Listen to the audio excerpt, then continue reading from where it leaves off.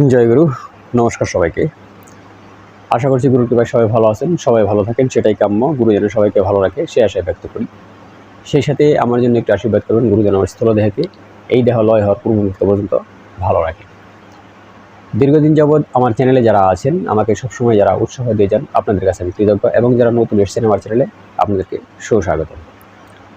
তো সরদেব বিজ্ঞানের live class শুরু হয়ে গিয়েছে, 2টা বেচ চলছে। যারা সরদেব বিজ্ঞান শিখতে চান, প্রিমিয়াম কোর্স, তো অবশ্যই ভিডিও ডেসক্রিপশনে আমার কন্ট্যাক্ট ডিটেলস দেওয়া আছে, ইমো, হোয়াটসঅ্যাপ, টেলিগ্রাম নাম্বার এবং ফেসবুক পেজের লিঙ্ক দেওয়া আছে। যারা এই মানে সরদেব বিজ্ঞান লাইভ ক্লাস করতে চান, প্রিমিয়াম কোর্স করতে চান, তারা অবশ্যই যোগাযোগ করে নেবেন।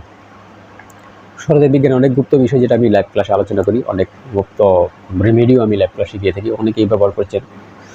তো সেই সমস্ত বিষয়ে জানতে চাইলে অবশ্যই আমার সাথে কন্ট্যাক্ট করে নেবেন, ঠিক আছে? অনেকে নাম্বার পান না এরকম বলেন, আমি প্রতিটা ভিডিওতে বলি নাম্বার ডিসক্রিপশনে দেওয়া আছে, তারপরেও বলেন নাম্বার পাই না।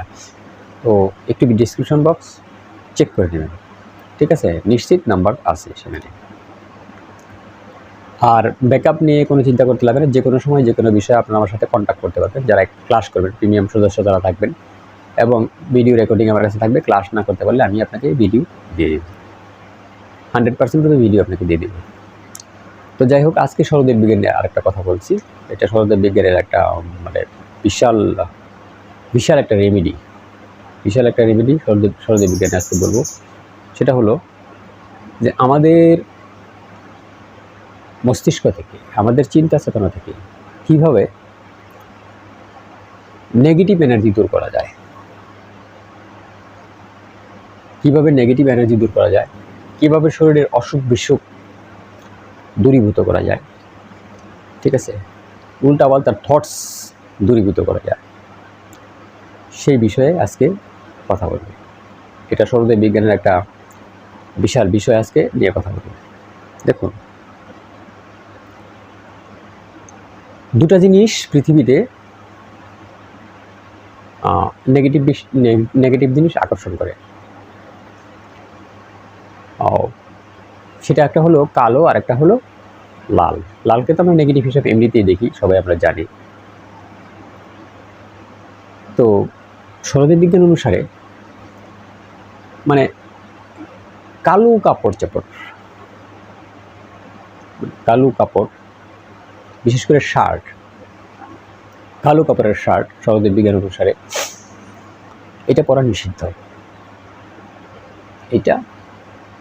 নিষিদ্ধ। তো ট্রাই করবেন, এটা মানে যারা বাস্তুশাস্ত্রে যারা বিশেষজ্ঞ তারাও জানেন, ট্রাই করবেন কালো জিনিস পরিহার করা, এইটা আপনি ট্রাই করবেন। আর সবচেয়ে বেটার হলো অফ হোয়াইট জামা কাপড় পরা, উপরের মানে যেটা পরিধান করছি, যেরকম আমি যেরকম টি শার্টটা পরিধান করছি, এই পরিধানের বিষয়টা, নিচের প্যান্ট আপনি যেটাই থাক, এটা মানে কোনো সমস্যা না। সবচেয়ে বেস্ট হলো অফ হোয়াইট জামা কাপড় পরা, অফ হোয়াইট না হলে হোয়াইট, সবচেয়ে বেস্ট অফ হোয়াইট। তো কালো জিনিস পরা থেকে একটু বিরত থাকবেন, এটাই রিকোয়েস্ট আর কি। এটা আপনার অটোমেটিক পজিটিভিটি বেড়ে যাবে। আর অফ হোয়াইট জামা কাপড় এই পজিটিভ এনার্জিকে অনেক দ্রুত আকর্ষণ করে,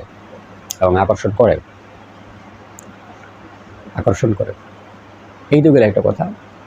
দ্বিতীয় কথা, যেটা সরদেব বিজ্ঞানের সবচেয়ে ইম্পর্টেন্ট, আপনি যদি বেশি জনবহুল এলাকায় চলাচল করেন, মানে অনেক গাড়ি ঘোড়ায় চলাফেরা করেন, অনেক জায়গায় যান, অনেক মানুষের সাথে মিশেন, সেই ক্ষেত্রে যদি আপনি কালো জামা কাপড় গায়ে দিয়ে চলাফেরা করেন, আপনি নেগেটিভ যে সমস্ত এলাকা আছে সেই সমস্ত এলাকায় গিয়েছেন, নেগেটিভ কথাবার্তা বলেছেন, তাহলে কিন্তু ও অনেক নেগেটিভ এনার্জি টানবে। বাট অফ হোয়াইট মানে জামার ক্ষেত্রে বা শার্টের ক্ষেত্রে সেটা হবে না আপনার কখনো, হবে না। তো এই যে দুইটা জিনিস বললাম, একটু মেনটেন করার চেষ্টা করবেন। দেখবেন যদি সবসময় অফ হোয়াইট জামা কাপড় বলবেন, দেখবেন কিছুদিনের ভিতরে আপনার চেঞ্জ আসছে, কিছুদিনের ভিতরে কন্টিনিউ আপনি ট্রাই করে দেখেন, চেঞ্জ আসবে। আর আরেকটা বিষয় হলো সরদেব বিজ্ঞানে, যে একটা জামা কাপড় পরে, যেটা সরদেব বিজ্ঞানের একটা জামা কাপড় পরে, এইটা মানে আমাদের পূর্বের যারা ঋষিমুনি আছিল তারা খুব ভালো জানতেন, সেটা আরেকটার সাথে টাচ করাতো না, যতক্ষণ মতো সেটা না ধুইতো।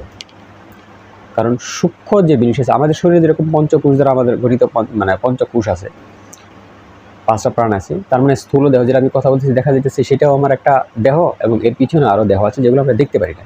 ঠিক এনার্জিও এরকম, এনার্জি দেখা যায় না, এটা অনুভব করা যায়। ইলেকট্রিসিটি যেরকম, ঠিক আছে, এটাকে দেখা যায় না, বাট এইটাকে দেখার যে যন্ত্র, এই যন্ত্র হিসেবে আলু দ্বারা দেখা হয়।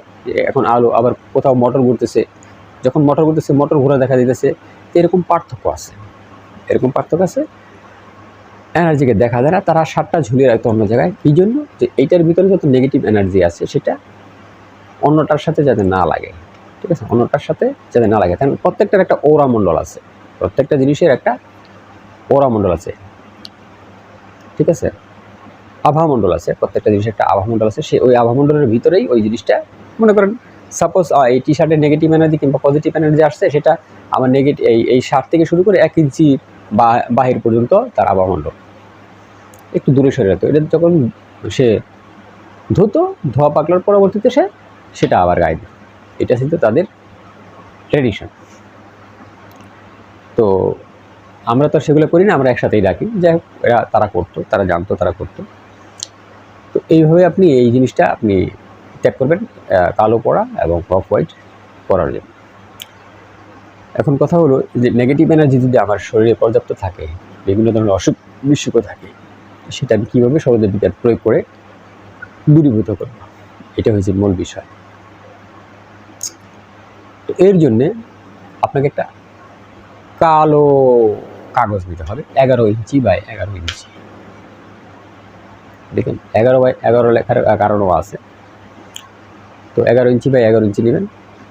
সেটা যদি না হয় A4 সাইজের একটা কাগজ নেবেন, কালো A4 সাইজের একটা কাগজ নেবেন। তো নেওয়ার পরবর্তীতে আপনি রেড পেন নেবেন, লাল কলম নেবেন। লাল কলম নেবেন। আপনার যে বিষয়টা সেটা আপনি এক্সহেল করে বাহিরে ধরে রেখে, যদি বাম নাসিকা চলে তাহলে বাম হাতে কাগজপত্র যা আছে সেটা উঠিয়ে বাম হাতে ধরবে। কাগজ ধরবেন কী করে? এক্সহেল করে কাগজটা ধরলেন। আবার কলম একটু দাগ দিলেন। আপনি যদি বাম হাতে লিখতে পারবেন না, শুরুটা করলেন। এখন টপিকটা কি? এইটা আপনি এক্সহেল করে, যদি বাম হাতি হন তাহলে তো বাম হাতে লিখতে পারবেন, নয়তো আপনি ডান হাতে লিখবেন। বাট এক্সহেল করে আপনি দমটাকে বন্ধ করে আপনি লিখবেন আপনার সমস্যা লিখবেন। তো যে সমস্যাটা, একটা কাগজ লিখলেন, একটা বড় কাগজে নিলেন। যদি বড় কাগজ নেন, 11 ইঞ্চি বড় কাগজ, আপনি সমস্যাটা লিখলেন। লেখার পরে যখন আপনার দম নিতে হবে, নেবেন, এবার থামবেন। এটা বিশাল একটা রেমেডি। এবার থামবেন, আবার দমটাকে বাইরে ফেলে আবার লিখবেন। যখন লিখতেছেন তখন আপনার যে বিষয়টা সেটা মস্তিষ্কের মধ্যে রাখবেন। আবার যখন দম নেবেন ভিতরে, তখন আর রাখবেন না, তখন রাখার দরকার নেই, আবার লিখবেন। তো এরকম আপনি 45 মিনিট লিখবেন। আপনি যে কয় কাগজে লিখুন, 45 মিনিট লিখবেন। লেখার পরবর্তীতে সেটাকে আপনি ছিঁড়ে সেটা রাখবেন না, দেখারও কোনো প্রয়োজন নেই, সেটা দেখবেন না আপনি, এটা দেখার কোনো প্রয়োজন নেই। যদি পজিটিভ এনার্জি আনতে চান সেক্ষেত্রে সেটা দেখার প্রয়োজন আছে। পজিটিভ এনার্জি পরবর্তীতে বলবো, ছিঁড়ে ফেলে দেবেন কিংবা নদীতে ফেলে দেবেন। এরকম আপনি করেন। তো এই যে আপনি লিখবেন, কতক্ষণ লিখবেন এই নেগেটিভ শব্দগুলো, নেগেটিভ থটসগুলো কতক্ষণ সময় লিখবেন, সেটা মুখ্য বিষয়। সেটা হলো আপনি 4 মিনিট পর্যন্ত লিখবেন। যে সমস্ত নেগেটিভ চিন্তাগুলো, নেগেটিভ থটসগুলো, যে কোনো বেজে থাকা কাজগুলো, নেগেটিভ চিন্তাগুলো, যেগুলো আপনার অমঙ্গলজনক যে বিষয়গুলো আছে, সেটা নিজের ঘরের হোক, বাইরের হোক বা অন্য কিছু হোক, ঠিক আছে, সেটা আপনি 4 মিনিট পর্যন্ত লিখবেন। 4 মিনিট, ঠিক আছে।